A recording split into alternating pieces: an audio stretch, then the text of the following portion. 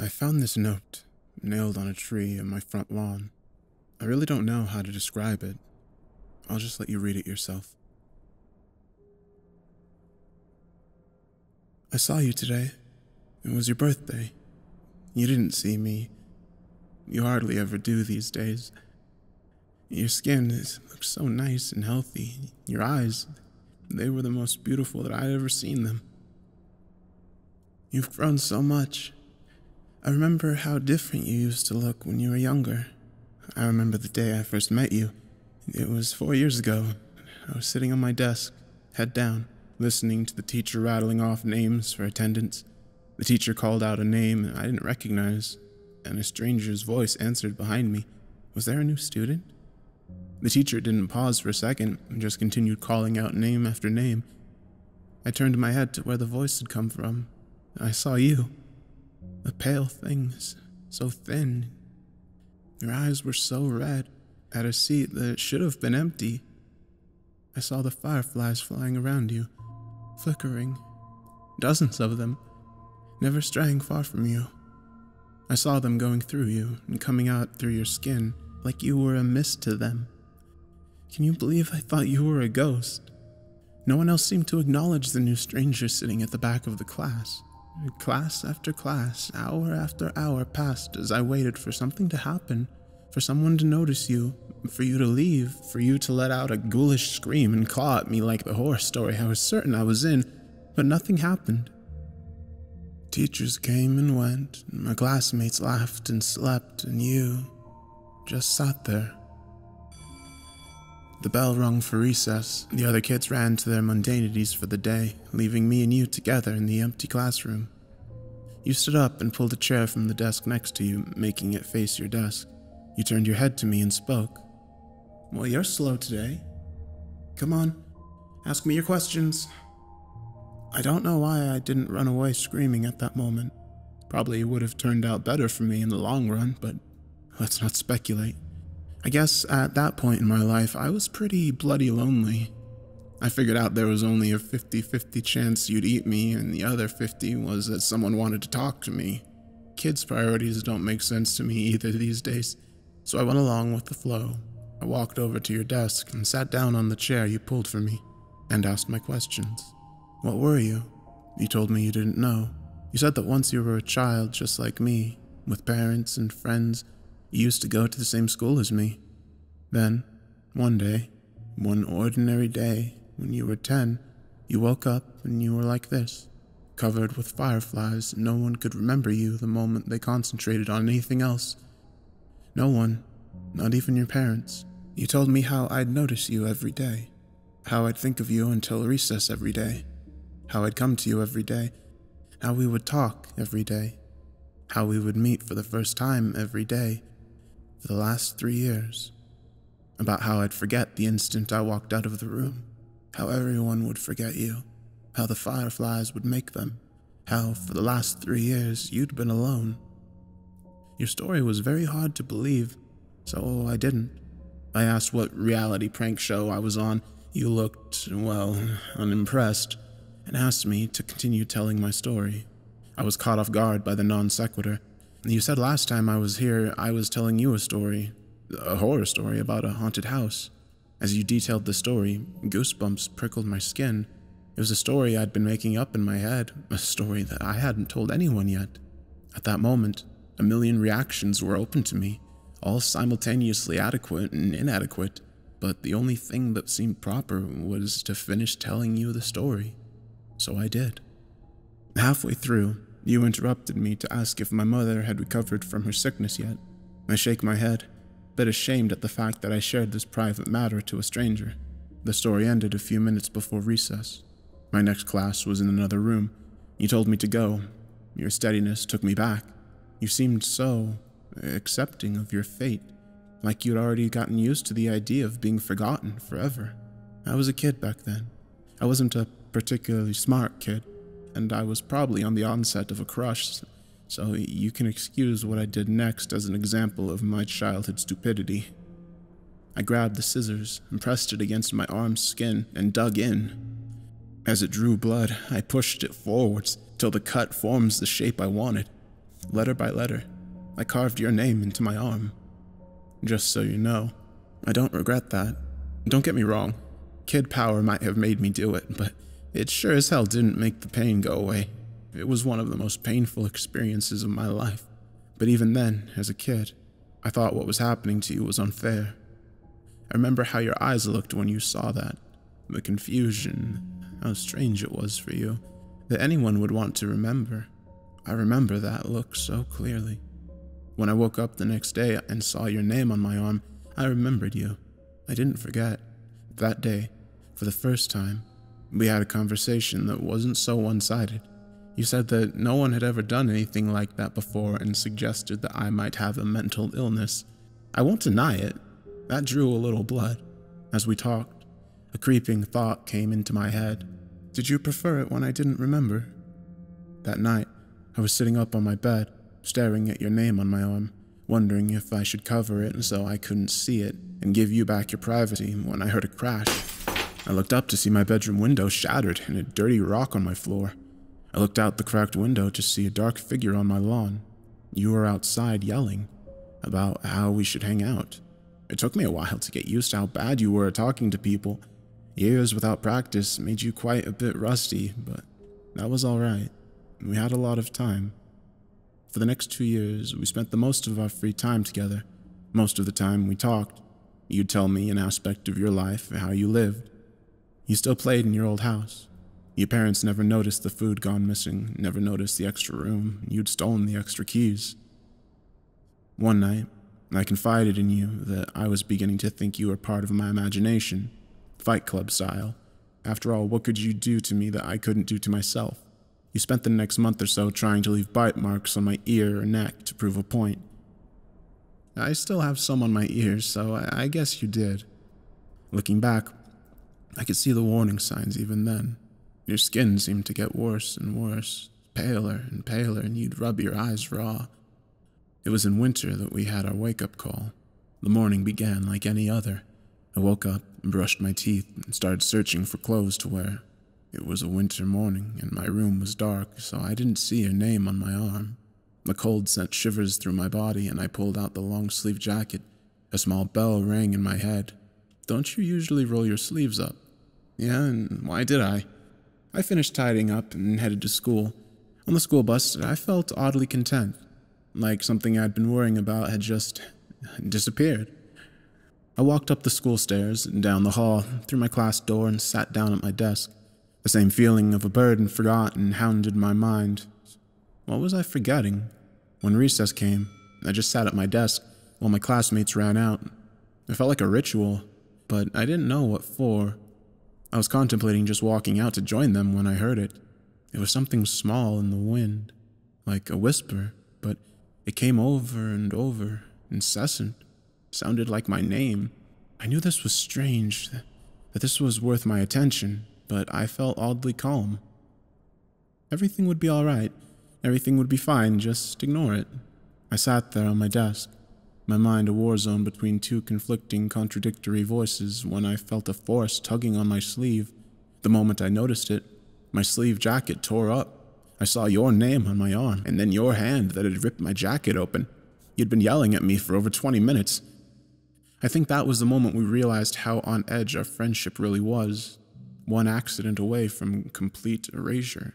We spent the most of the next year in the town library together, trying to find out what the fireflies were. It wasn't really a problem for me because of my mother's treatment.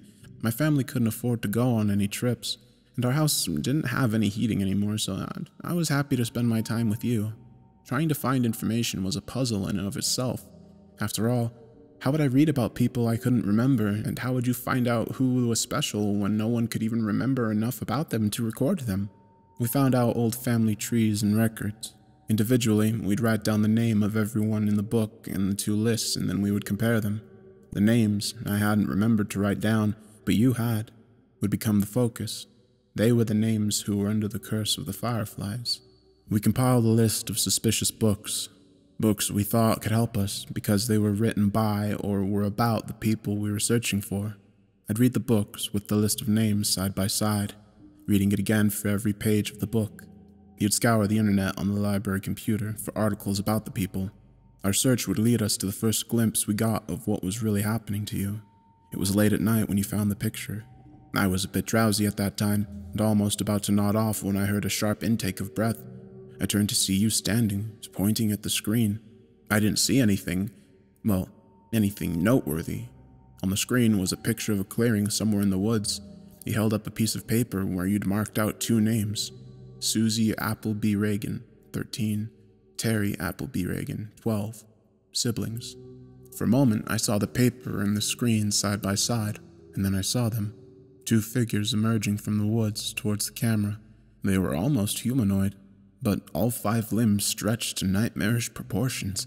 Blank white skin, pure alvin that looked more like tree bark than anything on a mammal. A cloud of fireflies surrounded the duo. The shorter one looked emaciated. I could see the rib cage around which their eyes are so small, so red. The longer one, with their white hair, didn't look alive anymore. They were just skin wrapped around skeletons. Their empty eye sockets had fireflies swarming out of them, both reaching for the cameraman. I looked at the article surrounding the picture. It was a blog post by a hiker, 20 years after the 2 kids had been written about last. The picture was a mystery to the cameraman as well. He'd been wanting to go to the woods pictured for a while now, but he never actually remembered going there. The picture had just appeared in his camera one day, out of the blue. For a moment, I looked at your face. Your thin, pale face with those red, veined eyes. Would that be you when my scar faded? Just a walking horror I'd glimpse, then forget. We worked through reading our list at a much faster pace starting from that moment. Maybe we should have gone slower. At least, every book, every website we'd left untouched promised hope. The books we'd finished and tossed aside promised nothing but the clearings in the woods as your future, and we tossed aside a lot of books. I believe I tore through 3/4 of my reading list before I stumbled across the journal. Oh God, that horrible, horrible journal. The journal used to belong to a mental patient named Joey, who claimed to be a serial killer. He was locked up in an asylum when the police discovered his supposed victims never existed. He was diagnosed with the need for attention and shoved away. They should have electrocuted him. They should have fried him until his flesh melted and his hair burned. In the journal, he talked about how he carried out his killings. He knew things, bizarre and disturbing things no one else knew. He knew of strange creatures that lived in the woods. Of them, his favorite were the fireflies. I'm not going to tell you how he summoned these things. I trust you. I trust you more than anyone, but a thing like this belongs to the ground more than it ever will to a human mind. It's sufficient enough to know that these things were not fireflies. Joey would start his ritual by taking a kid, anyone he liked. He could take them at any time, the dead of the night in their own homes or in broad daylight in their front yards. It didn't matter if he was seen. He'd take them to his house and drag them to a room. Usually, an Amber Alert came up around now. He didn't care. Like I said, it wouldn't matter soon. He'd drag them to a special room in the house. Here the fireflies would come and latch onto them. Now, nobody was searching for the kids. Not the police, not the parents, nobody. From then on, he could do whatever he wanted to the kid. He got bored of them after a day or two, after the kids had broken. Then the kid would go too. Hacksaw, kitchen knife, anything would work. He detailed a large pit of bodies he kept in the woods, swarming with the bugs. I guess he'd got bored of that too one day, so one day he went right to the police station and turned himself in. Not of guilt, no. He just wanted someone to know about the stuff he was doing. Sick fuck. Oh, don't get the wrong idea, he never stopped killing kids. The asylum doors didn't stop him from doing what he liked, it just made him improvise. He made a new way. He modified the flies so that they could survive without a host, just in a dormant state. When a kid, he specified the age, would approach the swarm, it would latch on and begin its effect. Over the years, the child would warp horribly into the things we saw in the woods. I wish I could hate him in peace. I wish I could say the world owed him nothing, but that wouldn't be true. He detailed a way out. On the final page was an exact explanation on how to get rid of the fireflies. You must have seen something in my face. At that moment, you asked if I found anything. I said no and closed the book. A few minutes later, you shut down the computer. You picked up the last book and went through it yourself. When you reached the end cover, you tossed it aside. I asked what we should do now. You said it was all right. I could go home, and we'd talk about it in the morning. I stood up and walked past the shelves of books. I headed for the library entrance, but stopped right outside the door and waited. I waited until I heard the sniffling sounds. I snuck back to our table, where you were quietly sobbing. You had your head in your hands. I sat back down as you raised your eyes to me. You said you wished you'd never met me, how happy you were when you had nothing to lose, how I ruined your life. You had never really gotten any better at talking to people. That was the worst love confession I'd ever heard. I remember how we kissed that night. I remembered your hands gripping my hair. I remember that kiss. I wish it could have been just a kiss. I'm sorry I ruined that moment. When my arms were around you, I was close enough to steal a firefly without you noticing. I remember holding the fireflies in my hand. I remember how it struggled until it didn't, until it was part of me. The fireflies shifted. They came over you and left you. I remember the familiar look in your eyes, the confusion. I never wanted to see that confusion in your eyes again. You deserved to be loved, and you deserved to know that. It wasn't really living anyway. You reached for me. I pulled away as the last lights of recognition faded from your eyes, and then you were just staring at a stranger, walking away into a crowd of strangers. That was a year ago. You've gotten so much better since then. You have so many friends now, so many people at your birthday party, and you also look so much healthier. I haven't been as fortunate. My skin's gotten a lot paler, my eyes hurt all the time now, and I couldn't go to school like you did all those years ago. I haven't wasted my time, though. I found Joey's pit, the bodies. There were so many bodies. There are graves for those children now. Without me, my mom could afford her surgery. She looked so happy. Just yesterday, I saw her playing with my baby brother. I saw you crying yesterday. You were with your friends, laughing for a brief moment. Your eyes met mine, and then they were so wet. I think I'm going away. For good, I think. You're not going to be happy if I stick around. I'm so happy I met you, even if you don't remember me. No end. Sometimes I go through depressive episodes. I feel so lonely with my friends. I don't know what's going through my head during these times, and sometimes I'd end up in a bathtub, a knife in my hands and my wrists bleeding. Until now, I thought I was cutting my wrist. I wasn't. The cuts, they're letters. I've been carving a name onto my arm.